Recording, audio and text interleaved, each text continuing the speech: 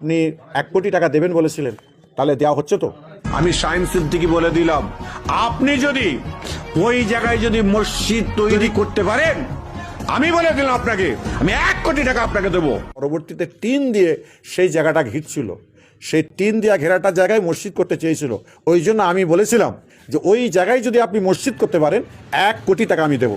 দেখছিলাম অনেক আলেম ওলামারা বলছে যে শাহিন সিদ্দিকী সাহেব, আপনি পীরের আওলাদ, আপনি 1 কোটি টাকা দেবেন বলেছিলেন, তাহলে দেওয়া হচ্ছে তো? আমি একটা কথা বলেছিলাম, সেটা আপনাদের মাথায় আছে কি জানি না। আমি বলেছিলাম যেই জায়গাটায় উনি মসজিদ করতে চাচ্ছিল সেই জায়গাটা ছিল 1 নম্বর তো বিতর্কিত জায়গা, 2য় নম্বর হচ্ছে তার নিজস্ব কোনো জায়গা নয়, এবং মসজিদ করতে গেলে মসজিদের জমি কিনতে হয়, হক হালালের টাকার উপরে কিনতে হয়, সেটা ওয়াকফ করতে হয়। কথা ভালো করে বুঝে নেবেন। সেইভাবে ওই মসজিদ করতে, ওই জায়গায় মসজিদ করতে পারেনি। একজনের ব্যক্তির জায়গায় আপনারা দেখেছেন, পরবর্তীতে টিন দিয়ে সেই জায়গাটা ঘিরছিল, সেই টিন দেওয়া ঘেরাটার জায়গায় মসজিদ করতে চেয়েছিল। ওই জন্য আমি বলেছিলাম যে ওই জায়গায় যদি আপনি মসজিদ করতে পারেন 1 কোটি টাকা আমি দেব। সেই জায়গায় কিন্তু সে মসজিদ করতে পারেনি। আজকে বাংলার মানুষকে আমি এতদিন ধরে বলিনি, আজকে পরিষ্কার বলে দিলাম। আপনারা মাথায় রাখবেন, আমি 2 নম্বরই কথাবার্তা বলি না।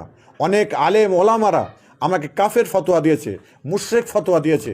আমি যদি কাফের যদি না হই, তাহলে ওই আলেমদেরকে আমি প্রশ্ন করতে চাই, তাহলে আপনারা এবার কোন জায়গায় আছেন, কোন অবস্থায় আছেন আপনারা ভাবুন।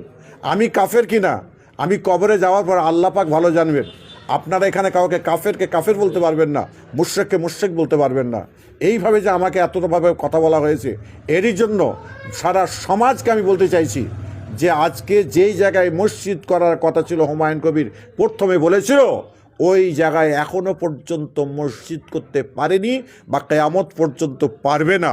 এবং এখন যে সকল কাজগুলো ওরা করছে, এগুলো পরিপূর্ণভাবে রাজনীতি চলছে, এদের রাজনীতি চলছে। এই রাজনীতির জন্য আজকে কিন্তু কে শেষ হবে, কে ভালো জায়গায় যাবে, কে পজিশনে যাবে, সেটা তারা তাদের নিজস্ব পার্সোনাল আইডিওলজি তারা সেভাবে বুঝে নেবে। কিন্তু আমাদের প্রত্যেকে বুঝতে হবে, আমরা যে রাজ্যে বসবাস করি, আমরা শান্তপ্রিয়ভাবেই যেন থাকতে পারি। এখানে বিজেপির কোনো অস্তিত্ব থাকবে না, আর বিজেপি এখানে আসতেই পারবে না, অবশ্যই না, কোনো দিন নয়। এর আগে সিপিএমের বুদ্ধদেব ভট্টাচার্য বলেছিলেন মাদ্রাসায় জঙ্গি তৈরি হয়।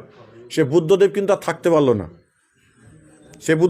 পারলো না, তাহলে এখানেই বুঝতে পারা যাচ্ছে, যারা আজকে বলছে মাদ্রাসায় আজকে সন্ত্রাসী শিক্ষা দেওয়া হয়, তারা থাকবে না বলেই বলছে। এটা না, এরা কোনো দিন থাকতে পারে না। অগ্নিমিত্র এটা বলেছে, তাই তো? অগ্নিমিত্র এটা বলেছে। পরবর্তীতে আমি একটা বাইট ওনার শুনেছিলাম যে না, আমি